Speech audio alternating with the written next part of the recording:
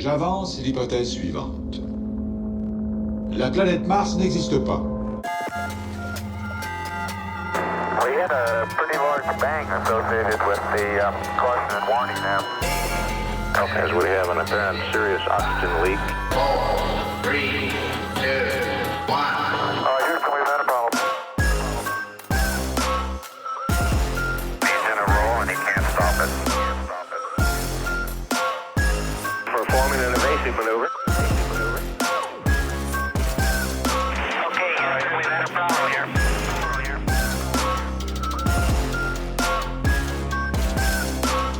I think we need to do a little more all-weather testing.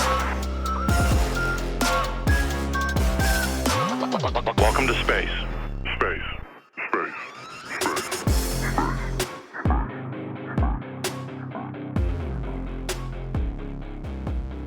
Hello, listener, and welcome to Failure to Launch, the movie history podcast where we take you through every mistake, failure, and explosion that made the modern sci-fi film industry what it is. We are your hosts, Quinn, he, him. Chris, he, him. Kelly, he, him.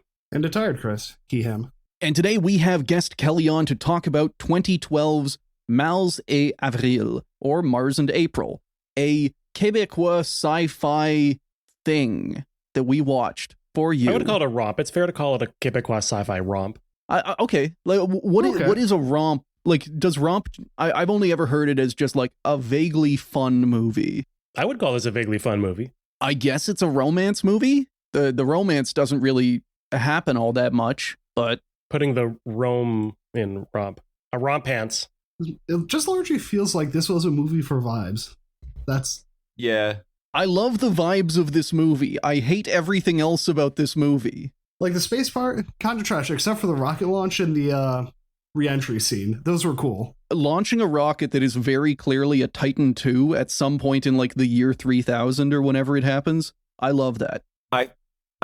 It was, again, single-handedly one of the most pretentious things I've ever watched, but it kind of grew on me towards the end. Wow, really putting it out there that you've never watched my podcast. I'm not a known watcher of things, so. Yeah, and our guest is Kelly from Born Under Punches. I have had the pleasure of going on his show, specifically the show Canuck is a Slur, to talk about the very fun, the classic Canadian movie Bon Cop, Bad Cop, which among other things taught every Canadian child how to properly swear in Québécois. Kelly, again, thank you so much for coming on the show. Yeah, that's right. I am, of course, very sick. I am dying. But I am, God gives his toughest podcast to his strongest shit. podcast. See, my brain is so addled, I can't even get that phrase right. God gives his strongest podcasts to his weakest soldiers. That's why 3 of the men in this chat right now are dying. Wait, 3? Oh, you're actually alive for once, a quote tired Chris? Yeah, I'm just tired. I'm not dying. You may as well be dying if you're tired. I think I'm like an energy vampire. I get energy and happiness out of knowing that I get to like inflict things on my friends and my fellow podcasters. You're killing us. You You're inflicted this vampiring movie us. on me. I've realized I'm like an ent. I'm really slow in everything that I do. So I'll wake up in about 2 hours when we're towards the end of the episode. Well, you had the best formulation of that joke. So as long as Quinn edits out everything before, or whichever of you edits out everything before, and you can just kind of drop that. Just slam it right in. Also, going back to 2 minutes ago, so Kelly, what you're saying is if I listen to your show, there's even more pretentious things going on there. Oh, yeah. Just wait till you get to me pronouncing the city that this movie's set in. Montreal, that's right. Mount Royal. Montreal. So yeah, audience, if you haven't clued in already, this is a Québécois film. This was released in 2012. It is, I think Kelly described it very well, as a sci-fi romp. And I don't know about an intro. Let's just get right into it. This movie is CGI as fuck. There is not a shot that they thought they couldn't improve with CGI in one way or another. Sometimes it looks cool. Sometimes it does not. I think the intro looked pretty cool to me. We get a little monologue talking about space and linking it to music. They talk about like the different tones of the planets in their orbit. That part was cool. I think when you told me it was like a weird Québécois movie, I thought, okay, this is going to be pretty like janky and low budget and old. And then when that intro started, I thought, this is actually looking all right. This is well put together. And then once you got to see actual, like the sets, the CG really putting in the sets on screen, I was kind of going back to, all right, this is low budget. I think the director is Denis Villeneuve's brother, I think. Yeah. Yeah, like the pub looks really cool. Then you get to like Eugene's workshop and it's clearly just someone's garage. Oh, the train is so good. I can't wait to get there. I have other complaints about the train and the setting. Shut up. I will hear no complaint about the train. We get a nice little intro, and like that's kind of something that this movie will do. It will tie back space and music, or all kinds of talk about like a reality versus dreams, how much like the human mind and imagination, how much impact, if any, that has on reality. So we start off strong by saying that planets are musical instruments, basically. And solipsism is real. Solipsism is real, but multiple people are solipsists. There's special people and there's not who can use their brain music. We start off in a bar. We will learn later this is the Pub Liquide, the liquid pub. It is in Montreal. We are in the future at a non-described time in Neo-Montreal. And this is an underwater bar. It's kind of like a giant glass bubble at the bottom of the river. I didn't even notice the underwater part. Oh, yeah. Yeah, it pans out a couple of times, and there's a few shots of the entrance of the Pub Liquide, and it's just a staircase leading down into the water. A spiral down to the depths. Okay. Well, in my defense, again, I was 6, so. At first, I saw that, and I thought, oh, this is an underwater city. You only figure out that there is an above ground like halfway through whenever it explicitly shows someone going down the stairs into the underwater bar. So at this bar, a band is playing. Our main character, Jacob Aubu, he is an incredibly famous musician. He only ever plays one bar, and he's got 100 or so people there. They're dancing. They're all dressed up in their vaguely cyberpunk sci-fi clothing and hairdos. I like the setting for this. I like how they set this up. He is a musician, and the interesting thing about him as a musician is that he will play a new instrument every single night. And that instrument is designed and built by a father-son duo, and they are based on human models. So the first instrument we see, I just have it in my notes here as it looks like a combination of a bassoon and an accordion, and it also has tits. Yeah, it's pretty stacked for an instrument. Yeah. For lack of a better term. This instrument got me acting unwise. Got me acting cantankerous down in the liquid pub. Yeah, and it's more of, we'll see this as the movie goes on. It's very much like, in order to feel the music, in order to feel the instrument, it has to be like, he has to be able to feel it like a woman. And every single character, the entire movie, will reinforce this. They constantly tell Jacob, who's 75, I think. They tell him, like, man, what is it like having such an aggressively wild sex life? I am so jealous of how much sex you are constantly having with women. Yeah, I mean, that was the reaction I had immediately on the opening scene. You see this guy playing this, like titmophone, and you're like, this guy fucks. Fucking titmophone. Sticker idea. You'll get royalties, don't worry. Oh, hell yeah. We'll plug you into the merch pipeline. He never really acts cool. Like, the crowd is going wild. Again, I love the setting. I love the style. I was a huge fan of Sky Captain and the World of Tomorrow kind of stuff, so I very much love artsy future kind of settings.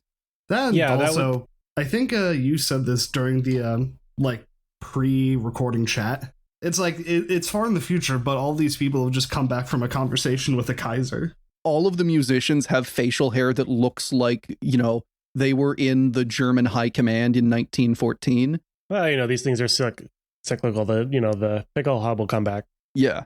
They all have these like ridiculously huge, like greased mustaches.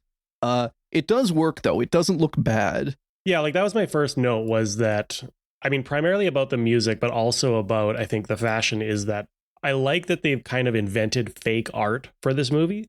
And what I mean by that is, the counterexample I would think of is, for somebody who grew up watching Star Trek Next Generation, even as a kid, I was noticing how odd it was that all of these 24th century people's pop culture references were like strictly from 1987 and before. Oh, yeah.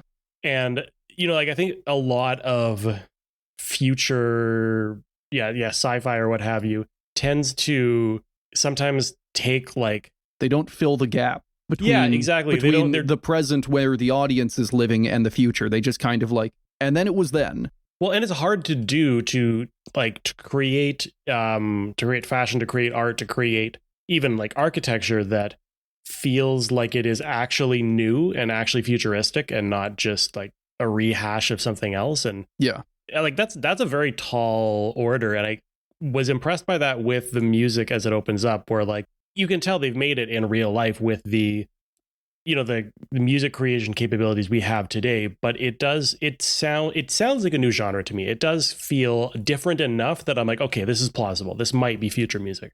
And I do have in my notes here that the music sounds like a mix of the blues and the Stellaris OST. So let's give this a listen.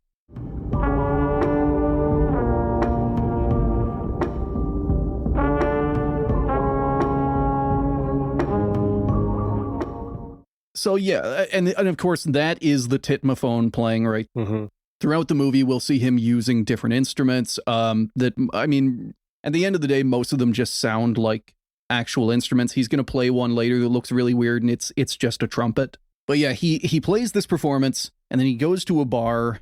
We learn that he is a superstar because an adoring fan does the whole like Bayazura thing, runs up to him, tells him how incredible his sex life is, and he just kind of acts uncomfortable and nervous the whole time. And then on the Holo News, we learn that the mission to Mars, the first manned mission to Mars, is just about to be launched. And by just about to be launched, Jacob learns about it, and then 10 seconds later, the guy on the Holo News is like, hey, 5, 4, 3, 2, 1, go. It's going, look at it, and back. This is, I will complain about this as we go, but like, I like the setting. I find it unbelievable that they have never been to Mars, especially when it's made clear that they have colonized the moon. There are people living there, but they also say that they have never sent humans past the moon. Yeah, there's a bit of the setup is a bit confusing, because I think one of those early conversations is, I think it might even be Obu before you even see him play, where he's looking at TV and saying like, oh, we haven't even discovered Earth yet. Oh yeah, he does say that. To the point where I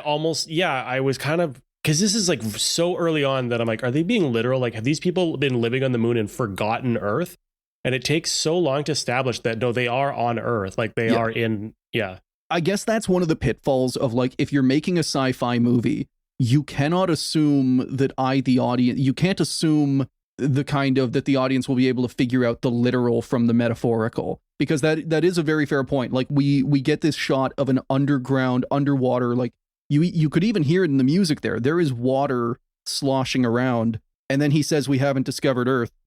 That can be read in a bunch of different ways that the movie really doesn't lay out. Also, talking about the club, it does show the outside a few times, and that it's just a glass dome underwater. Yeah. Which would be cool if it was like clear water, but I don't know if St. Lawrence River water is exactly going to give you the best views. I know, like, from my experience with the Ottawa River, if you did that, it would just be like brown silt everywhere. Well, it's the future. They've surely cleaned it up. Oh, yeah. We've surely figured out how to not destroy the environment by then.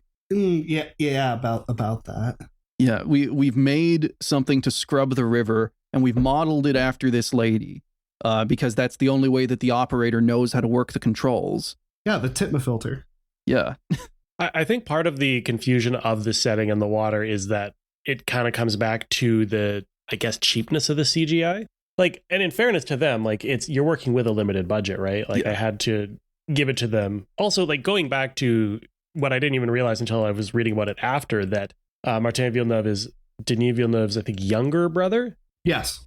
Like, that's got to be a little bit frustrating, where it's like, okay, I've got this like really expansive, really like, we're going to need a lot of new visuals and like this really ambitious idea for a movie, and you get $2.3 million. And then 5 years later, your fucking older brother gets, according to Wikipedia, between 150 and 185 million to, I don't know if those are both US dollar figures, but to make Blade Runner 2049. And I'd be like, that fucking guy, like, God just, I'd be so steamed if my brother's got 150 million to do anything that I didn't. Just coming to Thanksgiving, just how you doing? Going to Thanksgiving wearing the Eugene hollow necklace. Yeah. And just like, I also did some really cool art in case anyone was noticing. Yeah, like if one of my brothers gets like a $500 million Joe Rogan deal to make a podcast and just completely eclipses me, I'll be like, fucking genius. I was the talented one. Mom liked me better.